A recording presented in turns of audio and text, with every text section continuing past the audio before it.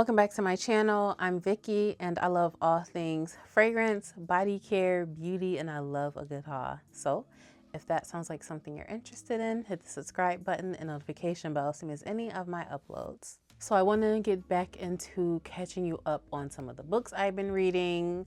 So let's do the October reads. So today is today is November 30th, and I don't want the video to be too long, so I am going to break them up. And I'm trying to do 25 days of content. So. October reads. If you are new to my channel, I usually do talk about fragrance and body care and all of those things, but I have been a Kindle girly lately. So now that I've talked a whole lot of nothing, let me get into the October reads. First up, Product of the Streets 5. So I read books 1 through 4 in September. So I discussed that more so in the last book review video, but book 5 really wraps it up. It's also Chantal's story. I don't know if it's Chantal or Chantal, but it's her story with Ian.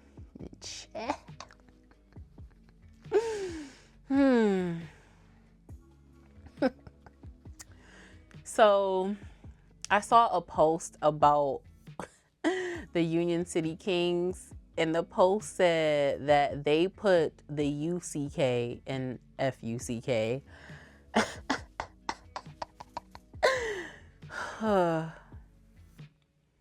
This is a really good series, and I like how, for the most part, all the loose ends that needed to be tied up were tied up, and it leads into the Affiliates of Creed series that's currently going on.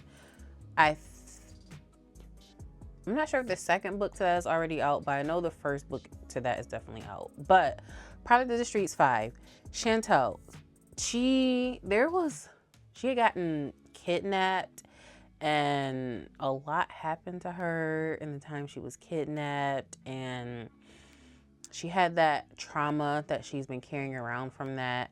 But at the same time, like, she took that trauma and she became a real badass. Like, she is not one to be played with. Like, when she wears white, okay, hide your kids, hide your wife, okay?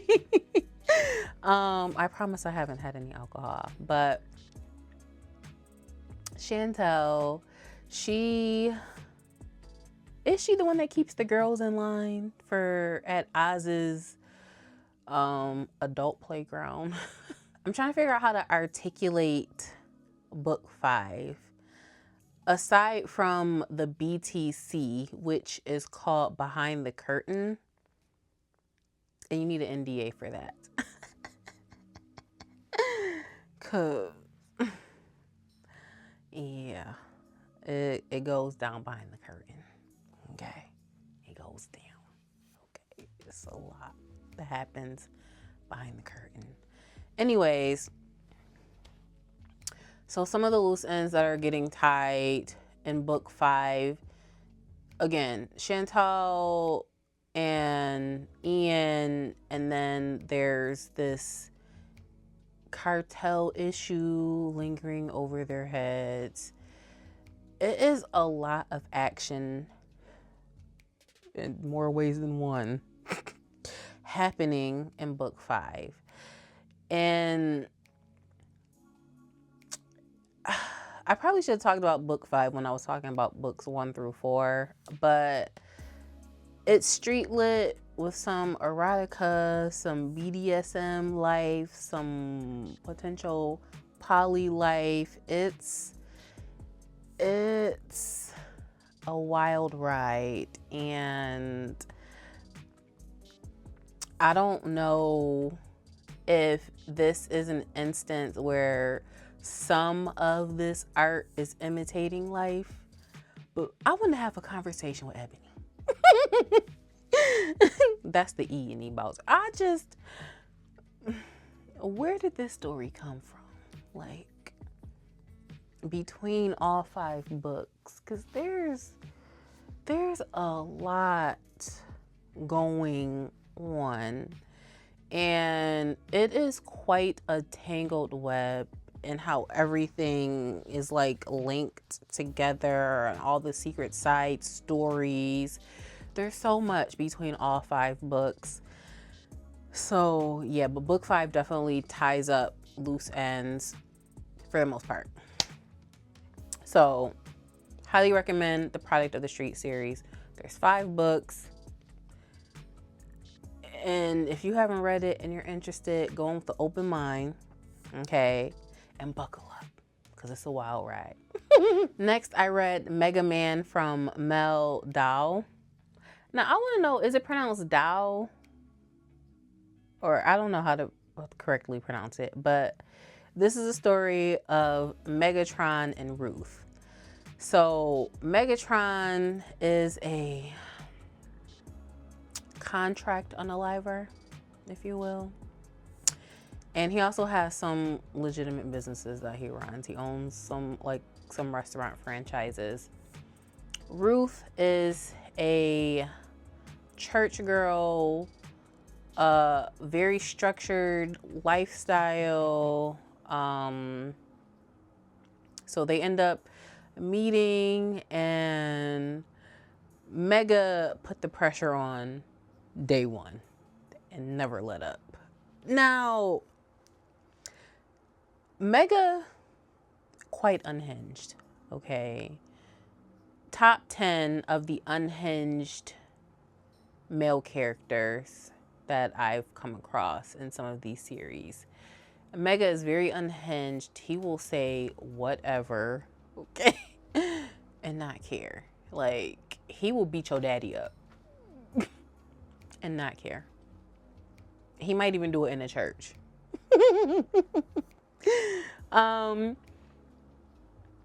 Interesting story though. Like,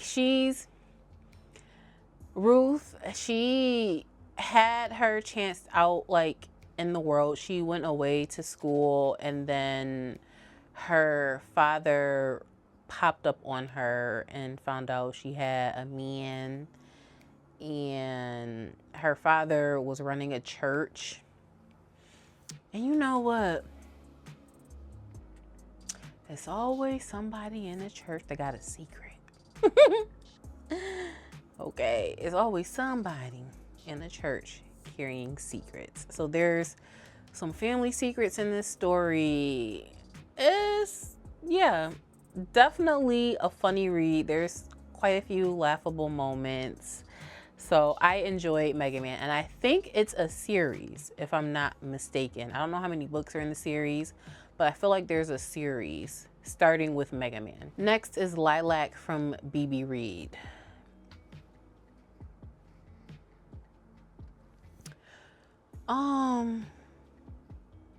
I need to read a 3rd book from BB Reed to confirm this, but there might need to be a support group for her books, because she be taking you through it. Okay.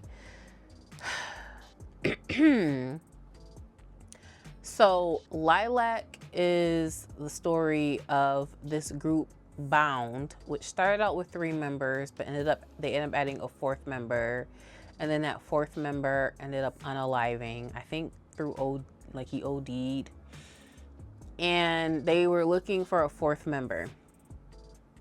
So they bring in this 4th member, Braxton, and the guys weren't really, I don't think it's that they weren't feeling Braxton. They were just hazing and giving Braxton a hard time. Let me set the stage though. This rock group, they're like rock legends, the group Bound, and it's all men, and Braxton is a woman. But I think was it the A&R, whoever it was that brought Braxton in to shake it up, I don't know if they knew what was going to happen. Okay. This is one of those stories where you got to keep an open mind and respect the author's creative process.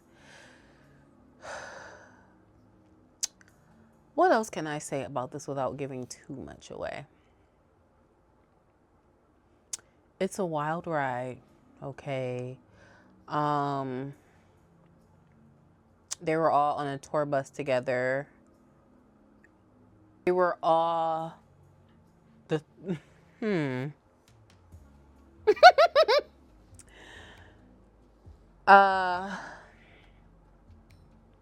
there was a lot of love being shared. Yeah. And they all lived happily ever after. Because why choose? It's a why choose story. Yeah. Yeah. All right. Next is 1 Billion Reasons from Millie Belizaire. So this book is related, but technically a standalone from the When Worlds Collide series that Millie did. So this story is centered around Morgan and Damien. And Morgan is a twin to Lauren from the When Worlds Collide series. They're twin sisters, but the Collide series is Lauren and Kane's story. 1 Billion Reasons is Morgan's story. So you don't need to read that series to read 1 Billion Reasons. However, having read that series connects some dots when there's discussions being had between Morgan and Lauren, and understanding some of Morgan's trauma and knowing the type of father they had. Well, I really don't want to spoil anything because I don't like giving spoilers, because for me, it ruins the book for me. But let me just say this about they daddy. That he is a piece of sugar honey iced tea, because that man, if that's what we're gonna call him, was so selfish for his own professional gain that he ruined his daughters to an extent. Like, crazy. So one thing that we learned, that I learned as a reader while reading 1 Billion Reasons, is there was an internship that I think Lauren was interested in, maybe, or she might have asked about, but he had insisted on Morgan doing the internship. And it was with one of his like political colleagues that he was trying to be in their good graces. Now,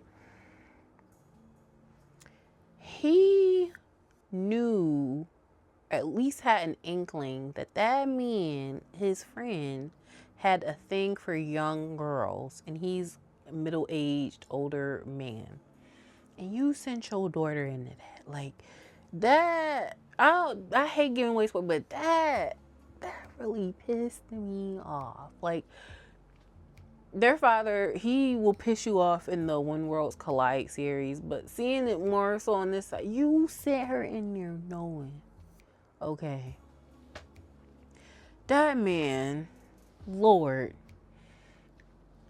But anyways, 1 Billion Reasons, Morgan wanted to get into, I can't remember which school it was. It was a law school that her father didn't get into, and she wanted to get into that school really to make him proud. Like, she's been trying to prove herself to him all this time, and I don't think she really understood or knew how selfish he was until some things started to play out. But Morgan runs an adult website that shows up during the background check. So the lady doing the admissions denies her application.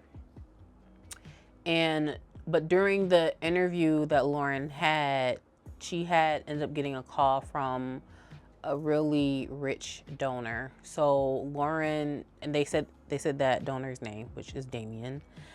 And Lauren thought that she lost out on her chance at this law school because of Damien. So she hunted him down. And yeah, then her and Damien, some things went down. And it ended up, it was a wild ride. Some twists and turns were happening, but definitely a good read. Really good read. I am happy I read it. I was a little uncertain because I read The Garden of Eden from Millie Belizaire, which another standalone from a character that was in the Worlds Collide series.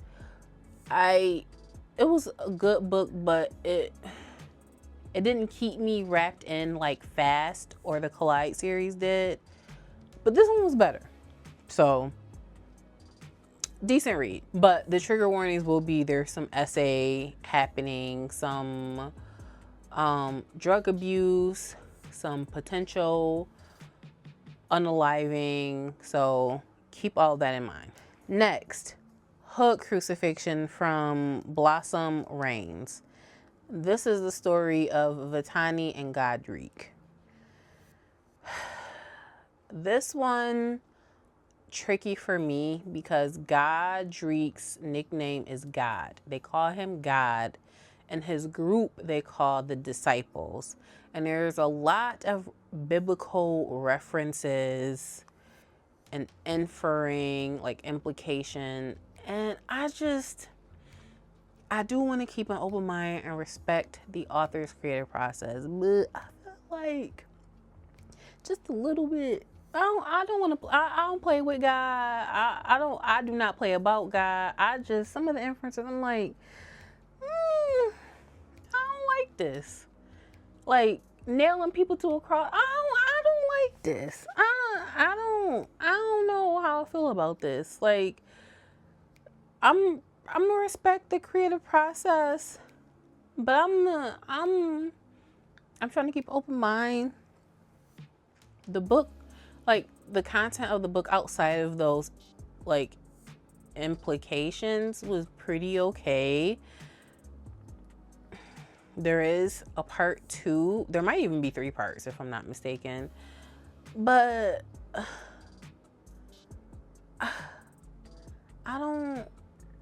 I'm conflicted. Cause the disciples, their names, Peter, Paul, Simon, like they Lord, like yeah. Vitani and Godric, I think he is one of the silent owners of this business. And Vitani works there and they meet at like an office party, and it is a decent plot where like there's some jealousy and betrayal and all of that. It's just, I think nailing people to the cross took it a little too far for me. Like that just took it a little too far. So I don't know how to feel about this one, which is why I've been hesitating to continue the series. Moving on, the final book of October is The Mortal Affairs from Granger. I think they were labeling this as book 4 in the Maggie Gray series, but I feel like she put a note in there saying it's a standalone, so you don't have to have read that series to read The Mortal Affairs. I beg to differ though. I feel like if you read this and you don't read the Maggie Gray series, some of the things that they are mentioning will go over your head. However, I feel like if you're going to read this, you have to read the Maggie Gray series. Because reading some of the things in here, it's directly related to the Maggie Gray series. Some of the scenes are there. It's the same scene, just from the other side. So could it be a standalone? Potentially, but there's a lot of overlap. And then I'm like, a lot of jaw dropping. So if you haven't read the series, you'd be like, you'll miss some of the good stuff. I'm going to hate that for you. But there's some other things happening. We're finding more out about potential other members of the first family. There's this, what is the bureau called?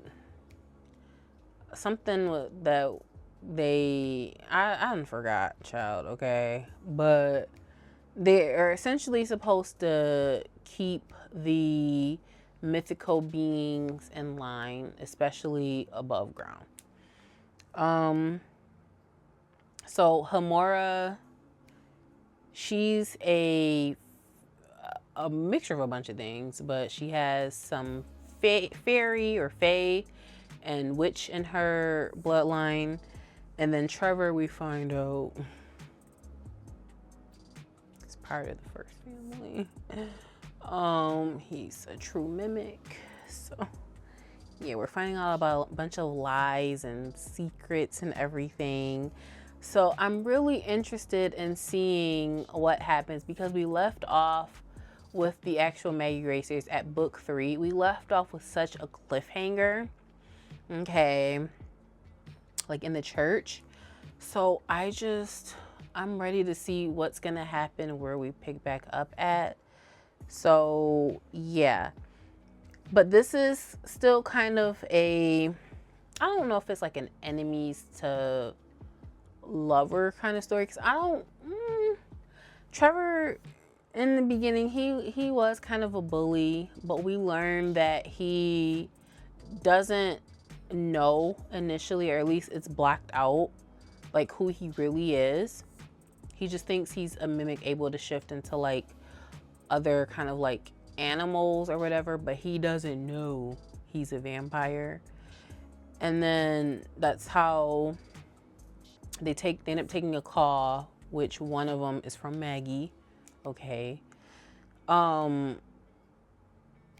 Yeah, they end up learning about a bunch of different secrets, and there might be like a battle between the vampires and witches. So it's a lot. It's a lot. And I'm excited to see where Granger takes this story. So I feel like I said a whole lot of nothing while trying to explain this book, but it's a lot. Ultimately, Trevor ends up falling for Hamora. Hamora, by the way, is like the outcast in the office. She doesn't talk to anyone. She's quiet. She does her own thing. So yeah. And make sure you say her full name, Hamora Clark, not Hamora. And there's some other like characters in there, and it's just interesting seeing how, because there was an unaliving that happened at the end of book 1 for one of the girls, and it's interesting seeing on this end what they were doing in regards to that. So I can't say that they're not related, because they are related. Okay. And you're gonna miss certain things if you haven't read the Maggie Gray series. So yeah. But those are my October reads. I hope you have enjoyed this. Thank you so much for watching. Don't forget to like, comment, and subscribe, and suggest some books. Okay? And I'll catch you in the next one.